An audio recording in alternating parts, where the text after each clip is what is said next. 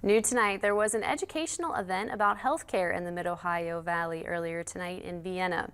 Dinner with the Docs was hosted by WVU Medicine Camden Clark Medical Center at the Grand Pointe Conference Center.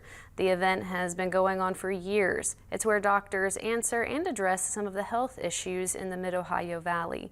Besides having dinner, multiple doctors from different departments were there as panelists to answer questions or concerns that community members may have related to healthcare.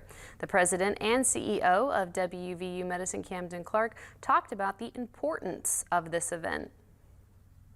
A lot of this is really educational, and it helps to build the relationship between the provider and the patient and get some information out in the community that we may not otherwise be able to do. So it's a great platform to be able to do that.